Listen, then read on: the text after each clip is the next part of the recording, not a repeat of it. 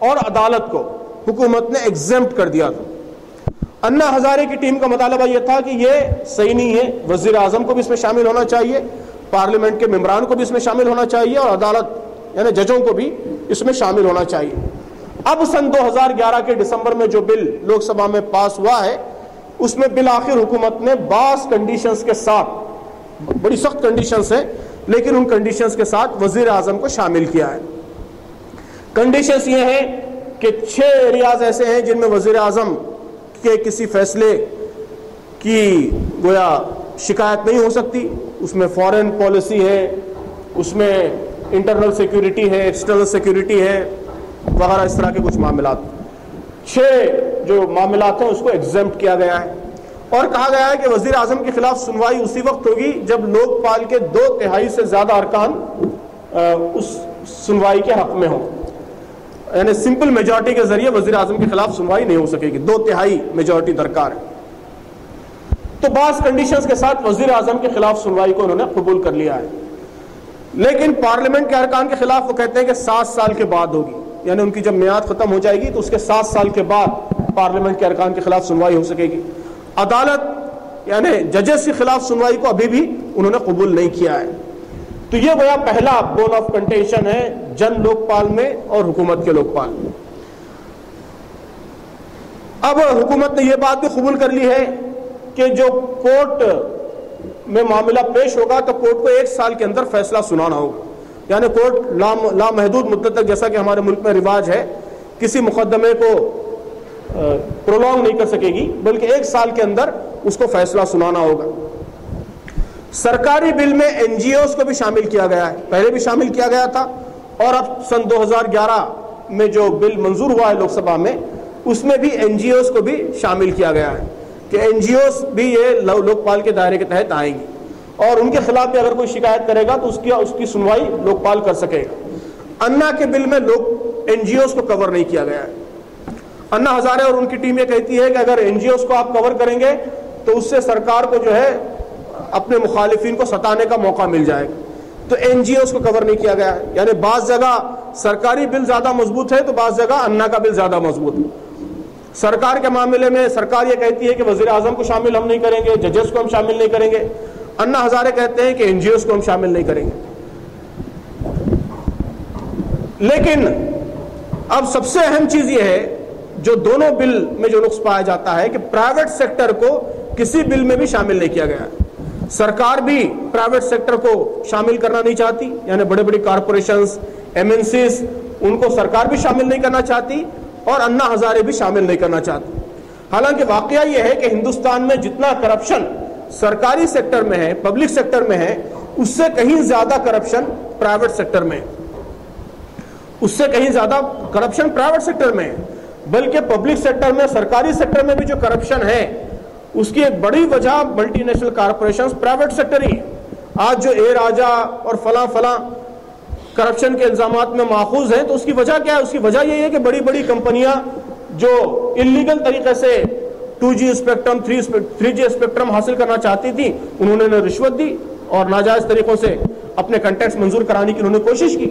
تو جتنا کرپشن سرکاری سیکٹر میں ہے اس سے کہیں زیادہ کرپشن پرائیویٹ سیکٹر میں ہے۔ روزانہ ہم واقعات سنتے ہیں کہ پائلٹ کے لائسنسز فیک ہیں، بڑی بڑی ایئر لائنز کام کر رہی ہیں، فیک پائلٹ کے لائسنس پورے یعنی عوام کی زندگیوں سے کھیلا جا رہا ہے۔ ملٹی نیشنل کمپنیاں ایسے کاسمیٹکس بنا رہی ہیں، غذاؤں میں ایسی بدترین ملاوٹ ہے کہ جس سے کینسر جیسے مہلک امراض کا خدشہ ہے، بار بار رپورٹیں ہمارے علم میں آتی رہتی ہیں۔ دودھ کے بارے میں کہا جاتا ہے کہ ڈیری کا کوئی دودھ محفوظ نہیں ہے، یوریا اور اس جیسی کئی زہریلی چیزیں اس میں ملائی جا رہی ہیں، اس کی ملاوٹ ہے۔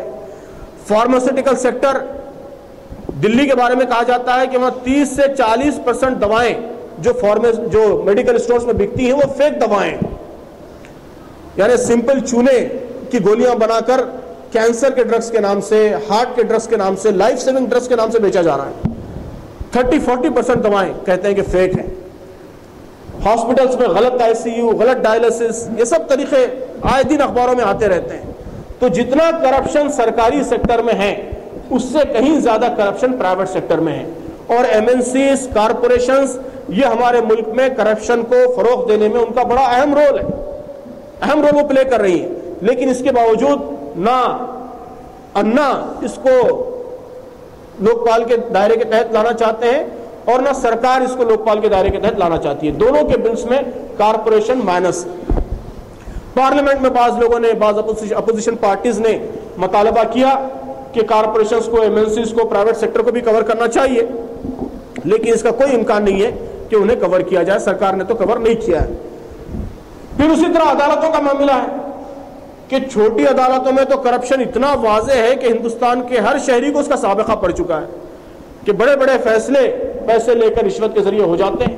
اور اب بڑی عدالتیں بھی، حتیٰ کہ سپریم کورٹ بھی اس سے محفوظ نہیں ہے.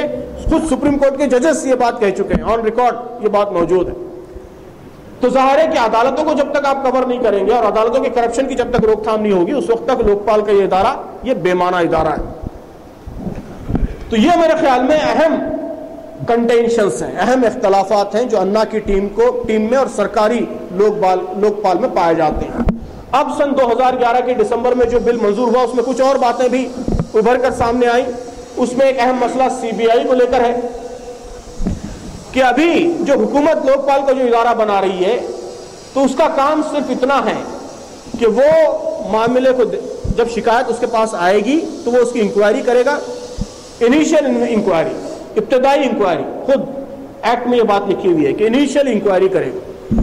انیشیل انکوائری کرنے کے بعد جو مکمل انویسٹیگیشن کا کام ہے، ظاہر ہے کہ کرپشن کا چارج لگایا گیا کسی کے خلاف، تو لوک پال صرف اتنا دیکھے گا کہ اس چارج میں دم ہے یا نہیں، اس کے پاس کچھ ایویڈنسز موجود ہے نہیں یہ چارج لگانے والے کے پاس. اگر ایویڈنسز موجود ہیں، کیس ایڈمیسیبل ہے، قابل قبول ہے، تو لوک پال اسے قبول کر لے گا. قبول کر کے ڈیٹیل انویسٹیگیشن، تحقیقات یہ لوک پال نہیں کرے گا، بلکہ یہ C B I, central bureau of investigation کا جو اینٹی کرپشن بیورو ہے وہ کرے گا. لوک پال تو انڈیپینڈنٹ ادارہ ہے، سرکار کا اس پہ کوئی کنٹرول نہیں ہے. ایک دوسری سلیکشن کمیٹی ہوگی جو اپوائنٹ کرے گی، سرکار سے انڈیپینڈنٹ ہوگا. لیکن سی بی آئی یا مکمل طور پر سرکار کے کنٹرول میں ہے، ڈائریکٹ پی ایم او کے کنٹرول میں، پرائم منسٹر آفس کے کنٹرول میں ہے. پی ایم او ڈائریکٹ اس کو مانیٹر کرتا ہے سی بی آئی کو.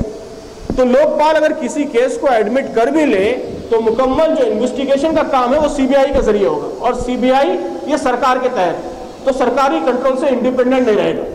تو لوک پال اگر کسی کیس کو ایڈمٹ کر بھی لے تب بھی جو مکمل تحقیقات ہیں، تفتیش کا کام ہے، انویسٹیگیشن کا کام ہے، وہ سرکار کے تحت ہو.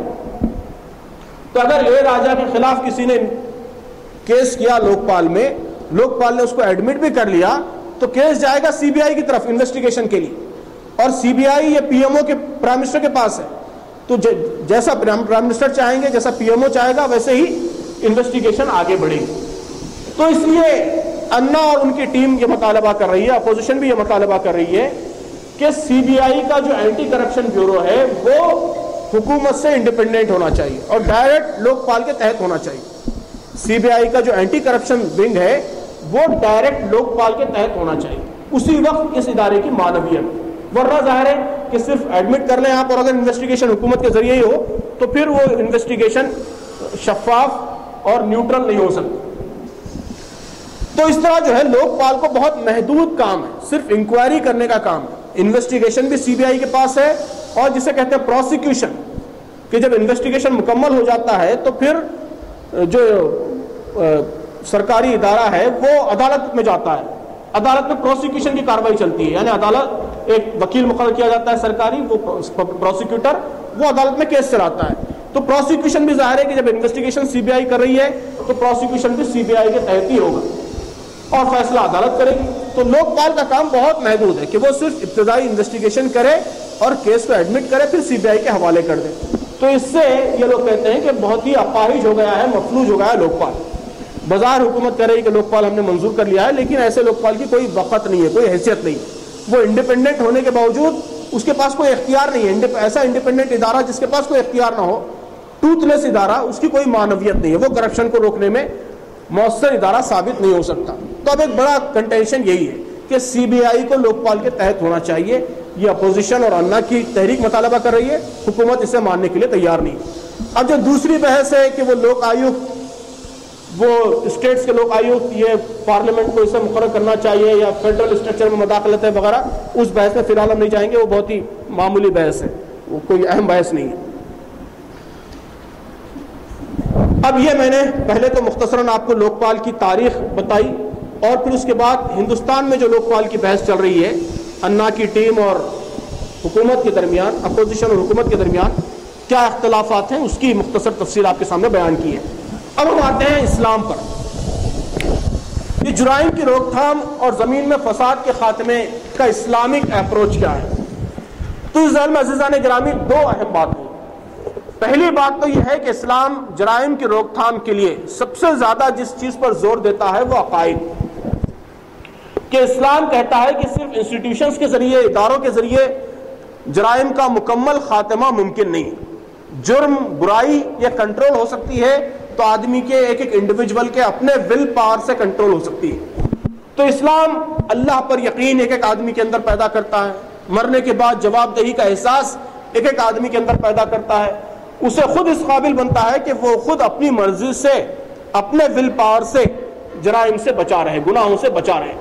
مولانا مودودی نے بہت خوبصورت لفظ اس کے لیے استعمال کیا ہے کہ اسلام ہر انسان کے دل کے اندر پولیس کی چوکی قائم کر دیتا ہے، کہ پولیس اسٹیشن کتنا ہی مؤثر بنائیں، کتنا ہی مؤثر آپ ادارہ بنائیں، بہرحال اس کی ریچ کی ایک لمٹ ہے۔ وہ آپ کے بیڈ روم میں جھانک کر نہیں دیکھ سکتا کہ آپ کیا کر رہے ہیں۔ آپ اگر سارے ڈپارٹمنٹ کے لوگوں سے ملی بھگت کر کے سب کو اپنی سازش میں شامل کر کے کام کر لیں، پولیس کو بھی بھتہ دیں، لوک پال کو بھی بھتہ دیں، وزیر کو بھی بھتہ دیں، تو پھر اس جرم کو پکڑنے اور اس کو منظر عام پر لانے کا کوئی طریقہ باقی نہیں رہتا۔ یہی کچھ اس ملک میں ہو رہا ہے۔ تو کتنا ہی مؤثر آپ ادارہ بنا لیں، کتنی ہی ایفیکٹو پولیس بنا لیں آپ، اس کی بہرحال ایک لمٹ ہے۔ تو مولانا مودودی نے بہت صحیح کہا، اور یہی اسلام کا اپروچ ہے کہ جرم اسی وقت ختم ہو سکتا ہے جب ایک ایک آدمی کے سینے کے اندر، اس کے دل کے اندر پولیس کی چوکی قائم ہو جائے۔